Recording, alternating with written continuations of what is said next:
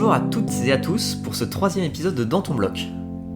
Aujourd'hui, nous allons aborder un sujet d'actualité puisque nous allons parler de J.K. Rowling qui découvre le Bitcoin et de toute la communauté qui essaye, et je dis bien essaye, de lui expliquer ce que c'est. Aujourd'hui, lors du podcast, comme d'habitude, nous aurons Louis, Victor et moi-même Florian pour décrypter ce sujet. Avant de commencer à donner nos opinions chacun sur ce sujet, une petite mise en situation s'impose. Donc qu'est-ce qui s'est passé ? Le 15 mai, donc il y a 5 jours, 15 mai 2020, J.K. Rowling tweeta « Je ne comprends pas Bitcoin, s'il vous plaît, expliquez-le-moi ». Suite à ça, toute la communauté Bitcoin et crypto en général a vu ce tweet et s'y est mis à y répondre. Aujourd'hui, 5 jours plus tard, nous sommes à plus de 5000 réponses sur ce tweet, et donc elle a été un peu noyée sous toutes les réponses. On peut passer des personnes qui ont essayé d'expliquer sincèrement Bitcoin, comme a pu le faire par exemple Vitalik Buterin, de manière très très mathématique, aux gens qui ont essayé de placer leur crypto-monnaie ou leur shitcoin, comme par exemple le fondateur de X. Chacun a essayé de montrer à J.K. Rowling ce qu'était Bitcoin. Au final, est-ce que cela a marché ou est-ce que tout cela n'était qu'un brouhaha ? C'est ce qu'on va essayer de voir aujourd'hui. Victor, est-ce que tu peux commencer à parler de ce sujet, s'il te plaît, et donner ton avis sur tout ce qui s'est passé ? Bien sûr, alors c'est assez intéressant parce que c'est vraiment le même phénomène que dans l'idée des Ponzi où chacun a un incentive à vendre son objet, son Ponzi parce que tout le monde peut y gagner si J.K. Rowling décide d'acheter. Et donc c'est pour ça qu'il y a eu autant de réponses. Un simple tweet sur une question du style qui est un tel ou qu'est-ce que le kung-fu ou elle aurait pas eu autant de réponses.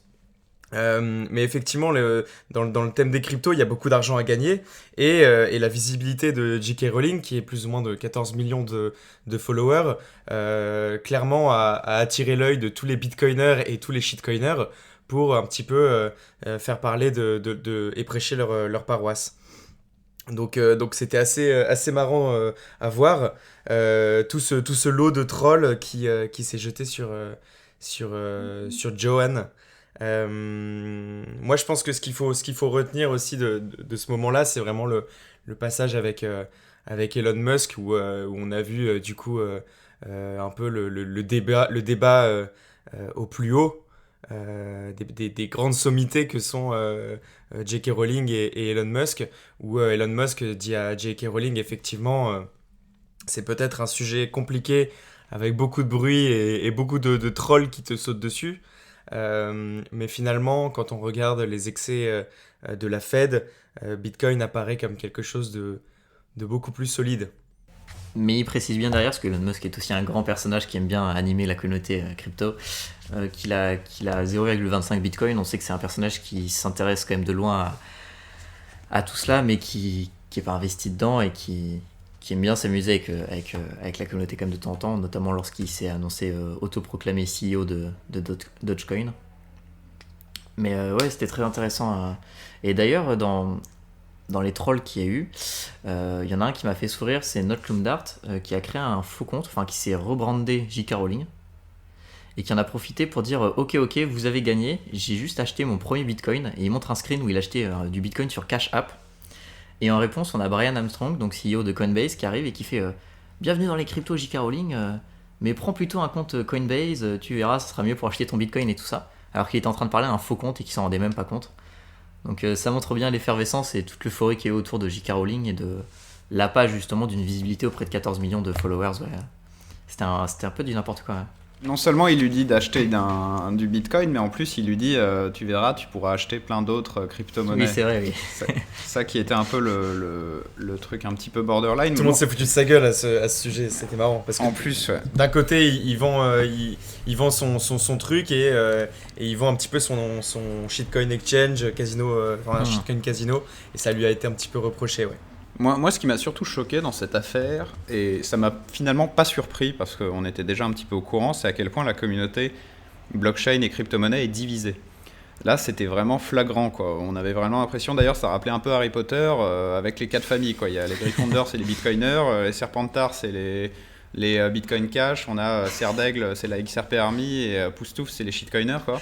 Donc ça rappelait finalement un peu le monde d'Harry Potter, où on est une espèce de grande communauté finalement que le monde réel, entre guillemets, ne connaît pas, ou on a peur de nous, et comprend pas comment ça marche. C'est un peu comme les moldus et les magiciens. Et finalement, même entre nous, alors qu'on n'est pas si nombreux que ça, et qu'on devrait plutôt s'entraider, et faire en sorte qu'il y ait justement une acceptation mondiale de cet univers, on arrive quand même à se tirer dans les pattes en permanence. Et je trouve que cette communauté est malheureusement irresponsable, et ça montre à quel point elle n'est pas mature. C'est qu'autant tout...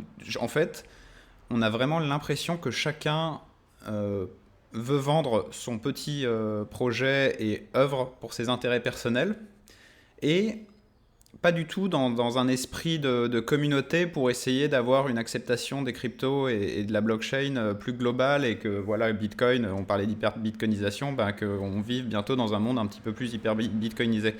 Et je trouve ça quand même assez triste, quoi. Et je trouve que tout le monde est responsable, et je suis désolé, hein, je vais encore me mettre les maximalistes à dos, mais je trouve que les maximalistes sont aussi sectaires souvent que les Bitcoin Cash ou que les XRP ou que les shitcoiners. C'est que tout le monde, en fait, c'est pourquoi ils sont maximalistes, parce qu'ils ont que du Bitcoin, et que finalement ils veulent s'enrichir aussi personnellement, tu vois. Donc je trouve qu'il y a vraiment une communauté un petit peu sectaire, divisée, et l'affaire J.K. Rowling, ça l'a vraiment mis en valeur plus que jamais, quoi. On a vu à quel point on n'était pas du tout une communauté mature. Bien sûr. Il y a un truc qui est marrant, c'est que voilà, J.K. Rowling, pour une fois, a dû rencontrer une communauté qui est beaucoup plus nerd que la sienne. Donc ça a dû lui faire tout drôle, mais je trouve qu'elle a très bien géré tout ça, en faisant même des blagues assez pointues, où elle se fiche un petit peu d'Ethereum, par exemple, aussi dans un de ses tweets. Enfin voilà, donc pas mal de tweets où je trouve qu'elle elle a l'air plus intelligente, enfin plus connaisseuse du sujet qu'elle ne laisse paraître, et ça j'ai trouvé ça cool. Donc voilà, donc son entrée dans la chambre des échos de Bitcoin. Mais justement, pour répondre à ton point, effectivement, si on regarde à première vue, effectivement, la communauté Bitcoin et crypto est très divisée, c'est sûr. Mais à la fin des fins, moi j'ai envie de dire, je m'en fiche de convaincre J.K. Rowling, et je m'en fiche de convaincre ces 14 millions d'abonnés. C'est très bien qu'il y ait cette visibilité qui ait pu se faire, et ça ne peut qu'améliorer l'adoption.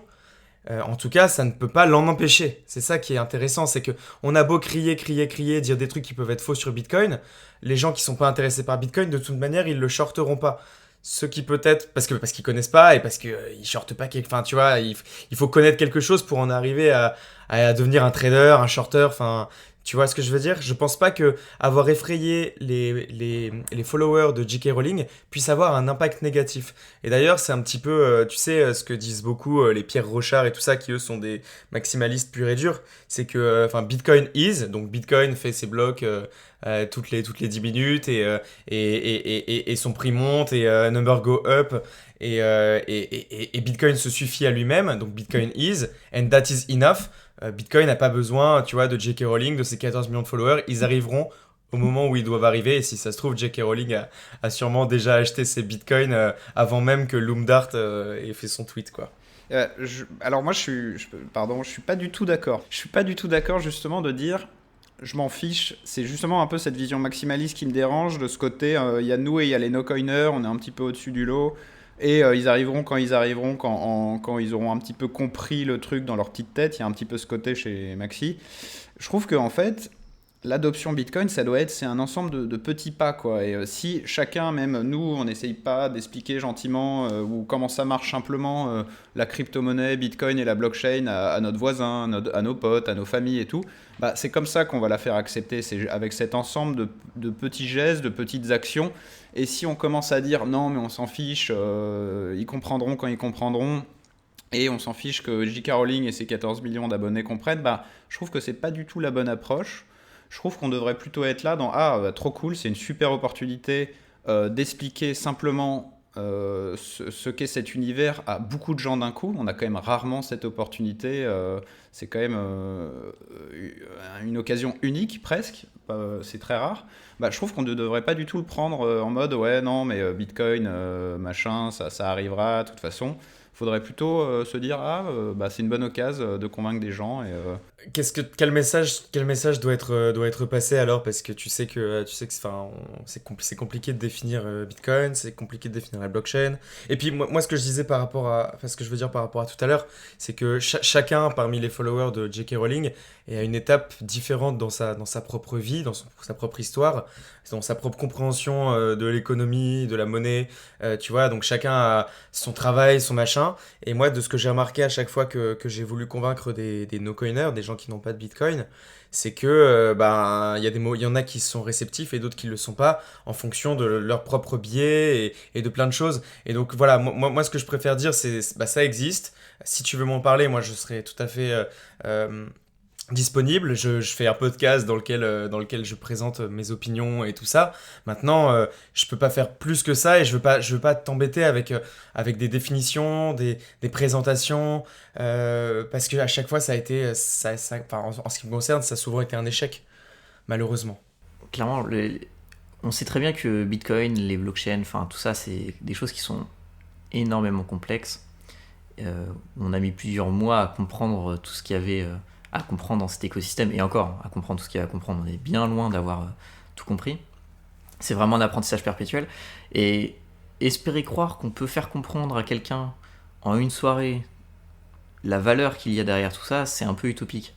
Et en fait, c'est un peu le souci qu'il y a avec ça, c'est que sur sur les 5000 réponses qu'il y a eu à J.K. Rowling, je suis persuadé qu'il y en a les 3/4, c'est celles dont on a le moins entendu parler, mais qui ont essayé de répondre très sincèrement à J.K. Rowling comment marchait Bitcoin, en se disant mon explication va être la plus simple possible, et enfin avec ça elle va comprendre, parce que tous les autres ils n'y arrivent pas. Et en fait tout le monde a essayé d'expliquer avec sa meilleure volonté, mais la vraie question c'est, est-ce que c'est explicable le Bitcoin? Est-ce que c'est explicable par Twitter, en quelques tweets, en une soirée?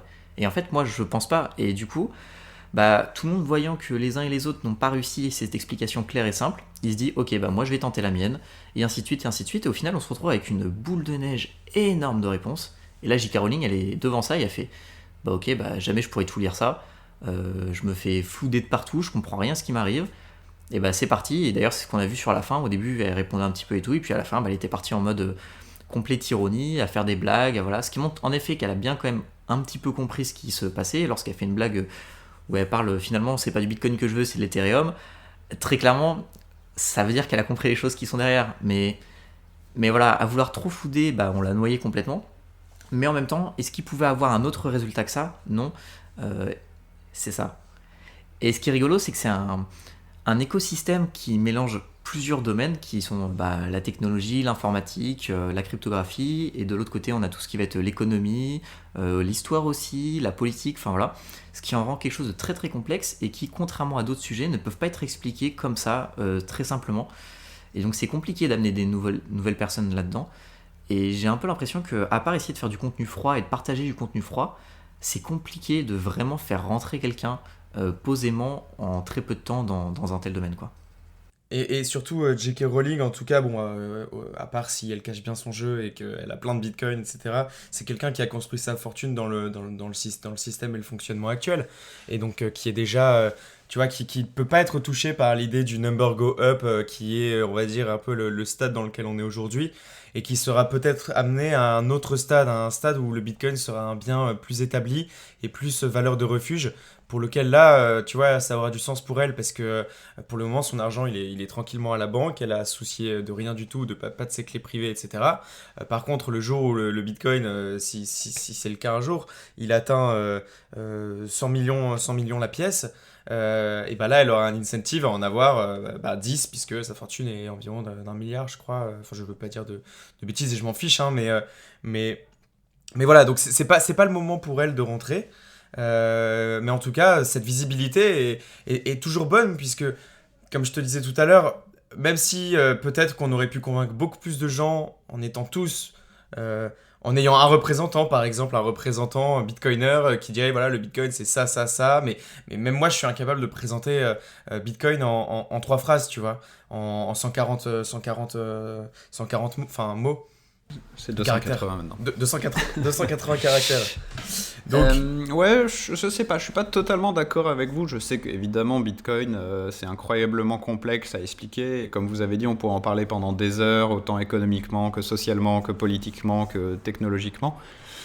Mais il y a quand même moyen, par des petites phrases, des métaphores, des comparaisons, et surtout par rapport à la situation actuelle, de un petit peu vulgairement lui dire ce que c'est très simplement, comme a essayé de le faire Vitalik. Et en fait je trouve que le problème ça a été surtout les gros comptes qui sont pas forcément bien comportés, que les petits qui ont 25 followers, la troll et tout, ça c'est internet de toute façon. Dès qu'on poste un truc sur internet aujourd'hui sur un sujet, on va forcément se faire troller. Mais c'est dommage de voir certains comme celui, comme t'as dit, qui a usurpé l'identité pour rigoler. Bon, c'était très drôle, on le connaît en plus dans la communauté, c'est le genre à faire des blagues, mais finalement je pense pas qu'il rend vraiment service au truc. Et je pense qu'il y a moyen un petit peu de l'expliquer, mais surtout je pense que ça a aussi mis en valeur le fait que la plupart des gens de cette communauté, et sur Twitter et sur Internet, ont peut-être des crypto-monnaies et du Bitcoin, mais je pense qu'ils peut-être qu'eux-mêmes ne comprennent pas vraiment ce que c'est en fait. C'est-à-dire que c'est tellement complexe, et j'ai pas la prétention de dire que je comprends tout, mais je pense que c'est tellement complexe, ou peut-être qu'ils sont là uniquement pour l'intérêt pécunier, et c'est tout, et ne font pas l'effort de vraiment comprendre ce que c'est, comment ça marche, ce qu'il y a derrière, et sont juste là pour l'argent et vendre leurs projets aussi. Je pense qu'il y a un petit peu de ça sur Twitter et sur les réseaux sociaux. Faut pas aussi se dire qu'on n'est qu'une communauté géniale et que tous les gens comprennent le sujet et que tous les gens sont là pour l'adoption de monnaie dure contre l'émission monétaire des banques centrales. Hein. Bien sûr, mais et tu vois, moi c'est ça que je dis, c'est que on peut pas contraindre tout le monde à penser de la même manière. Chacun y voit un intérêt qui lui est sien. Maintenant, moi, ce qui m'intéresse, c'est de savoir que tu vois, que Bitcoin continue d'être miné comme il doit être miné, que ses règles d'émission. Et moi, tant qu'il y a ça, après, les gens peuvent dire ce qu'ils veulent. Et je suis rassuré pour le long terme, en fait. C'est un peu ça que je veux dire, c'est que finalement, un jour ou l'autre, J.K. Rowling sera peut-être intéressée, peut-être jamais. Mais moi, j'y trouve de l'intérêt et ça me suffit, en fait. Et mes proches aussi. Et tu vois, et comme tu dis, hein, je vais essayer de convaincre mes proches, machin. Mais au bout d'un moment, tu peux pas forcer les gens à faire des choix qu'ils veulent pas prendre. Donc voilà. Très libertarien comme manière de penser. Mais Ce que j'ai envie de dire, c'est qu'un jour, on invitera J.K. Rowling sur ce podcast. Voilà, et on lui demandera son avis directement. Est-ce qu'elle aura ressorti de cette soirée ? Bien sûr. Non, mais c'était... Je pense que en fait, ce qu'on a vu cet épisode avec J.K. Rowling est très révélateur de ce qui se passe dans notre écosystème. On le voit très bien, même dans la sphère française, en fait, on le voit. Dès qu'on a un youtubeur ou un influenceur français qui va parler de Bitcoin ou d'un sujet qui en approche, on a directement tout le monde qui vient et qui réagit. Je pense à notamment, on avait Amixem en youtubeur il n'y avait pas si longtemps que ça, qui avait parlé un petit peu de Bitcoin sur son Twitter. Et on avait eu tout l'écosystème français qui avait foncé et qui avait parlé à Amixem. Il faut que tu découvres ci, il faut que tu découvres ça, il faut absolument que tu regardes ci, ça. Et en fait, je pense que c'est un état d'esprit général. On a l'impression d'avoir découvert... Enfin, l'impression... C'est pas un jugement de valeur, d'avoir découvert le nouveau Graal, quoi. Et du coup, dès qu'on a l'occasion de le partager, d'en parler avec quelqu'un, et ben en fait on se jette là-dessus parce que voilà, on est trop content de pouvoir partager notre truc et c'est vraiment plein de bonne volonté en fait. Mais surtout c'est un peu débile parce que en plus on a tout intérêt à ce que ça reste le plus longtemps undercover puisque l'objectif c'est d'accumuler un maximum de bitcoin de manière très individualiste. Enfin, je pense que c'est un petit peu l'objectif de tous les holders. Enfin finalement c'est très humain, hein, c'est d'accumuler le plus possible de bitcoin. Mais j'ai l'impression qu'il y a quand même cette idée où on n'est pas sûr que le truc va vraiment marcher, donc on a besoin d'en parler à une J.K. Rowling et tout ça pour que qu'on puisse faire rentrer de nouvelles personnes et que le prix monte et qu'on puisse valider notre billet, quoi. Donc en fait d'un côté c'est un petit peu malsain aussi parce que ça veut dire qu'on n'est pas certain que le truc va fonctionner et c'est pour ça que moi personnellement, je suis assez convaincu que Bitcoin va fonctionner à terme, donc j'ai pas besoin que d'autres personnes rentrent. Au contraire, moi je préférerais que ça attende le plus longtemps possible pour pouvoir continuer à accumuler. Donc tu vois, il y a cet aspect un petit peu malsain où on n'a pas vraiment besoin d'attirer d'autres personnes tout de suite de mon côté. Ouais, non, mais oui, clairement. Il y a cette ambiguïté entre continuer à stacker avant que le prochain bull run arrive et Et en même temps, on a besoin d'une adoption parce que l'objectif, quand même, à terme, c'est que ce soit reconnu. Parce que, évidemment, uniquement là pour la technologie, non ? Ok, je pense qu'à travers cet épisode, on a fait le tour de la question à propos de J.K. Rowling. Et comme on le disait, comme on l'a abordé durant l'épisode, je pense que cet épisode J.K. Rowling est un épisode vraiment classique et qu'on reverra de plus en plus par le futur, malheureusement entre guillemets, dans le sens où Bitcoin est amené à être connu par de plus en plus de personnes et forcément par de plus en plus de personnalités. Et qu'à chaque fois, je pense qu'on aura cet echo chamber énorme où tout le monde essaiera de l'expliquer avec ou plus, sans succès, comme pour cette fois-ci. Mais je pense que c'était très intéressant d'étudier vraiment toute la psychologie qu'il y a eu à ce moment-là et qu'est-ce qui s'est passé et de voir à quel point la communauté peut être réactive, parfois virulente, mais parfois pleine de bonne volonté. Donc voilà, après la question c'est qu'est-ce qu'on a retenu J.K. Rowling. Je pense que comme on l'a dit, elle aura appris certaines choses et puis elle aura aussi compris que c'était un bon moyen de faire du buzz. Donc ce sera intéressant de voir si dans les semaines à venir on a des petits tweets de J.K. Rowling qui sont destinés à notre communauté ou pas. Donc voilà. Je vais vous souhaiter une très bonne fin de journée. Et si jamais le podcast vous a plu, n'oubliez pas, vous pouvez, selon la plateforme sur laquelle vous écoutez, mettre un commentaire, vous abonner, mettre un like, mettre une note, notamment sur Apple Podcasts. Vous pouvez mettre 5 étoiles et ça nous aide énormément au niveau du référencement. Donc n'hésitez absolument pas à nous soutenir comme ça. Et puis partagez le podcast partout autour de vous, à vos amis, à vos proches. C'est vraiment comme ça que vous pouvez nous aider, nous directement, pour nous soutenir et nous donner encore plus envie de continuer à produire ce contenu qui nous plaît vraiment énormément.